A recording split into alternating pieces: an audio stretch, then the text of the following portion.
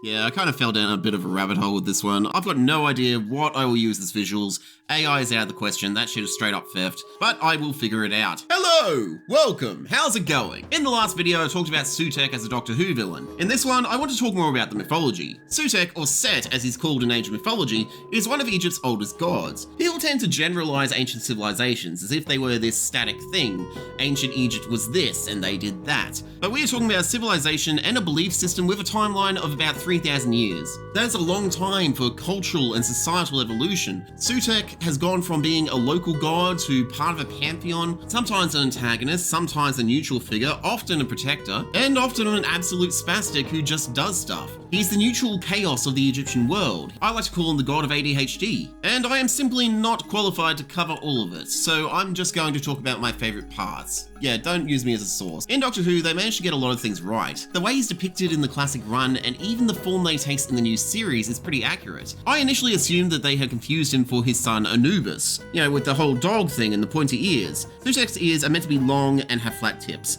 I was going to do a huge rant about how he's a dog now, and why is he a dog now, but he's not a dog, he's a Typhonian beast. It's Sutekh's animal form and common symbology in ancient Egypt.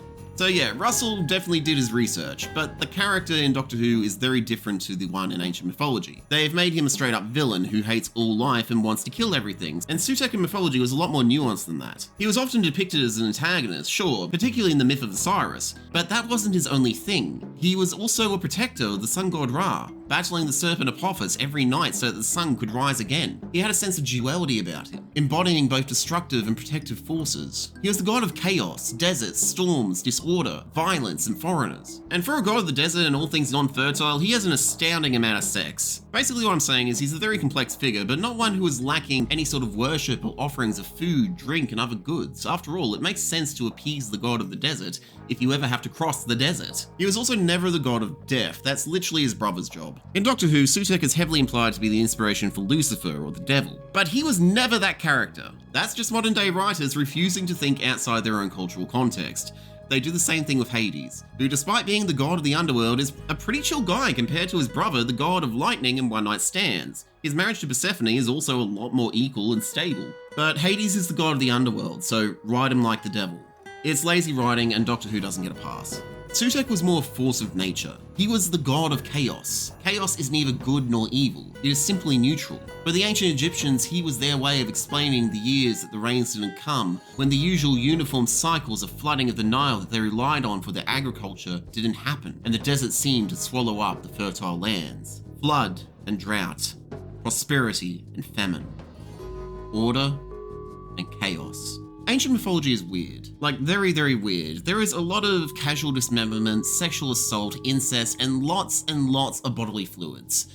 Egyptian mythology had somewhat of a fixation. If that's not your cup of tea, or if you're not in the best place to hear about such things, feel free to jump off here, and please take care of yourselves. Also, if you're a kid watching this, please don't. You'll get me in trouble. Otherwise, I present to you the shenanigans of Sutekh. It's a trip, and you could totally consider all of this canon with Doctor Who, because why not? Canon is very fluid in this show. This is how I have fun. We're totally doing this. Let's start with the myth of Osiris. Long ago, the lands of Egypt were ruled by the gods. The pharaoh was a god king named Osiris, son of Geb, the god of the earth, and brother to Sutekh. He was tall, green, handsome, husband to... Okay, quick note, the name of Osiris's wife is also the name of a terrorist organization, and I'm not sure how YouTube will react if I say that name a bunch of times in a video. But it's alright, that was just a Greek name, so I'm just going to be using her Egyptian name for this video. Okay, it's fine, everything's fine. Husband to Ast, the goddess of healing and magic, and the most attractive of their siblings. There was a lot to like about this guy, which is exactly why Sutekh despised him. Everybody loves Osiris, I mean, why wouldn't they? He's a fucking Chad, whereas Sutekh looks like this. Everyone praises Osiris for their prosperity that they wouldn't have if it wasn't for Sutekh, who fights the serpent Apophis every night so the sun may rise. Yet, they thank Osiris for their bountiful harvests, in the light of the sun that wouldn't shine if it wasn't for Sutekh's efforts. And Sutekh is bloody sure that his son Anubis doesn't exactly look like him, and he thinks that his wife may have had a fling with his brother. Yes, he was an angry boy. As the days went by, Sutekh's jealousy only grew, and he had a feeling that he could do a bit of have a better job at ruling Egypt, so he decided to kill his brother and steal his stuff.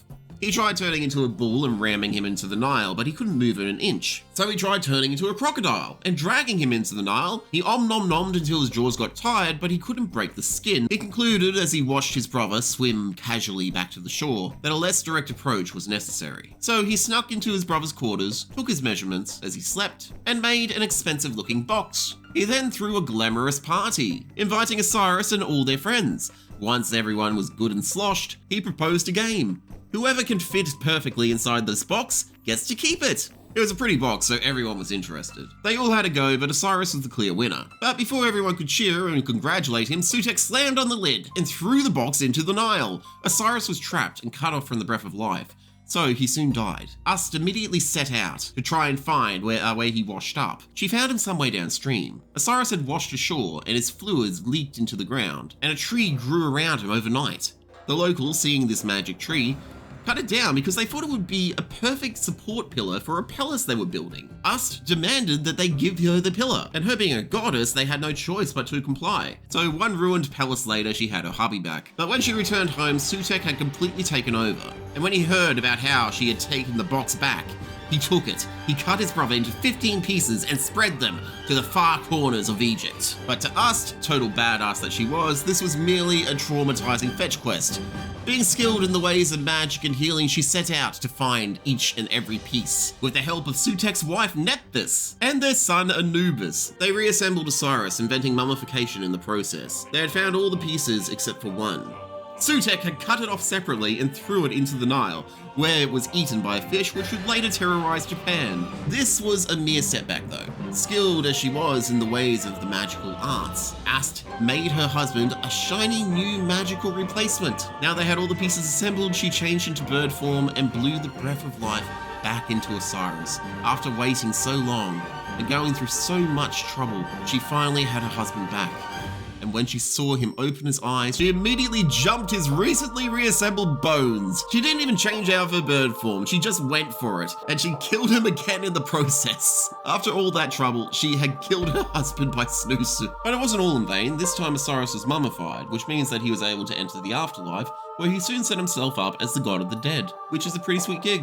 The Egyptians didn't view death in the same way as we do. They didn't see it in the general death and afterlife sort of thing, or eternal sleep. They viewed it more as a continuation, another stage in your existence. That's why they do mummification, because you're going to be using that body in the next stage of your existence. They would pack tombs with whatever they thought the deceased would need for their journey. Food, beer, wine, pots of honey, which by the way is still good to eat today. That stuff lasts forever. Board games, their favorite possessions, and tombs would usually have a copy of the Book of the Dead. It's not like the one in the Mummy movies, this is pure fantasy. It was more like a Hitchhiker's Guide to the Afterlife, letting you know what to do and what to expect. Sections of it would even be carved on the inside of the sarcophagus for their residents' convenience. It was translated to English, and I've got a copy. It's really interesting to read through. This information has existed for thousands of years and we could read it in English and it's just brilliant. But anyway, back to the story. Osiris had given his wife one last gift. As she boinked him into the next world, she was with child, and when he comes of age, he would take back everything that was stolen from them. Ast would give birth to a child with a falcon's head. Probably because she never changed out of bird form when he was conceived. She named him Horus, and when he came of age, he took him before the gods to claim his birthright. He presented his case before three of the most powerful gods: Thoth, the god of wisdom, Ra, the sun god, and Shu, the god of air. Thoth and Shu were convinced. He was definitely the son of Osiris, and Sutekh clearly didn't deserve to sit on the throne. But Ra was unconvinced. He believed that the throne should go to the strongest, and Sutekh had proven his mettle to him every night when he slays his serpent for him. I only just realised that that could be taken as an innuendo, and I don't care. Not being able to agree, it was decided that if Horus were to take the throne, he should prove that he is strong enough to hold it. So him and his uncle would compete in a series of tasks and feats of strength. And just like that, we have a tournament arc. Anyway, Sutekh got to pick the first task, a daring feat of strength. They would each turn into a hippopotamus, go to the bottom of the Nile, and hold their breath. Whoever can stay down there the longest wins. A simple enough competition, but Ast was worried that her son might lose. So she gave him a hand by throwing spears at Sutekh, and she ended up hitting Horus instead. But the second one hit Sutekh, causing him to come to the surface. He was like, sis, what the hell? Spears? You do that to your own brother? And she was like, yeah, you killed my husband, but yeah, you know what? I was out of line there, sorry. But Horus, being a right Nepo baby, was having none of this shit. He was like, why didn't you help me more? And he cut off her head and threw it off a mountain. And at some point, Sutekh removed his eye, but it's okay, he got a new one. And Toph collected the severed head and returned it to its body, so it's all good. After that fiasco, the gods were like, look, can you guys just, talk it out over dinner? And Sutekh was like, what an excellent suggestion. He had his servants prepare an opulent feast, which he served to Horus himself, speaking to him with the courtesy and respect due to the son of Osiris. He apologized for taking out his eye, complimented him on his new one, and complimented Horus on his bravery. They ate and drank so much that they got tired and soon found themselves lying side by side. Sutekh was spooning Horus. Then he started to feel Sutekh's, shall we say, passions rising between his legs? Yeah, let's take a break from this very uncomfortable situation so I can provide some context. For most of human history, straight people did not exist. This is because identifying based on who you'd rather bang is a very modern thing. They only came about in the late 18th to 20th century, partially in response to centuries of discrimination and oppression against the same-sex attracted and gender non-conforming. Sexuality wasn't exactly viewed as something that you are, it was something that you did. And cultures in the ancient world didn't have the hang-ups and bigotries that we have today. They had their own stuff that didn't make any sense. For many cultures, it didn't matter who you loved. What mattered was how you did it. What role did you perform? Giving or receiving? Basically, who was the woman?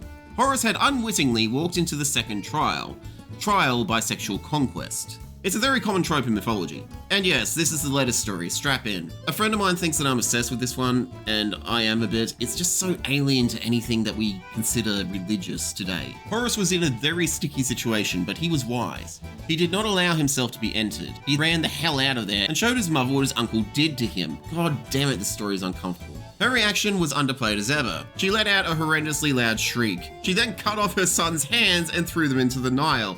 Then she gave him new hands and I don't want to describe this bit. Somehow between then and there, she acquired bird spunk in a jar, okay? I have my limits. She then took the jar of bird spunk to Sutekh's garden and found his favorite vegetable, lettuce, which she covered in a very zesty dressing. The next day, as Sutekh was taking his morning constitutional, he ate some lettuce, as was his habit. He then approached the tribunal and declared that he had sexually dominated his neck, proving once and for all that he would be the better leader. Naturally, Horus denied these allegations on the basis of look at his face, and Horus suggested that they test the proof of his claims by calling to each of their seed. So Toph called to Sutekh's seed. It answered from the Nile, which was very hilarious. Everybody had a very good chuckle.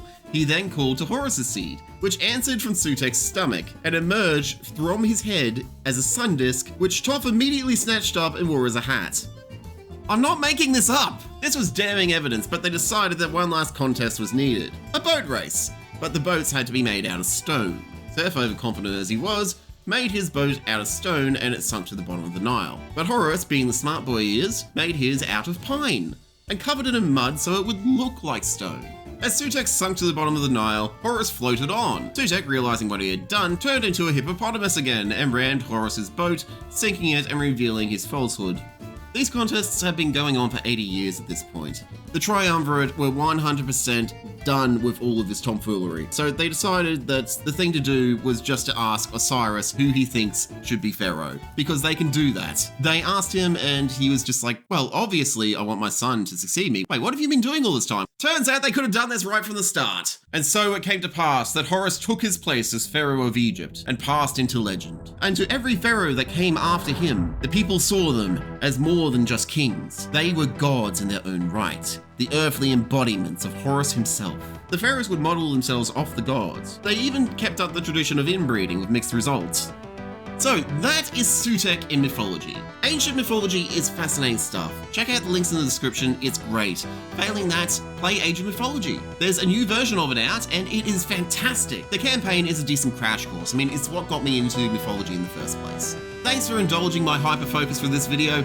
Don't forget to like, comment, and subscribe. I'll see you in the next one.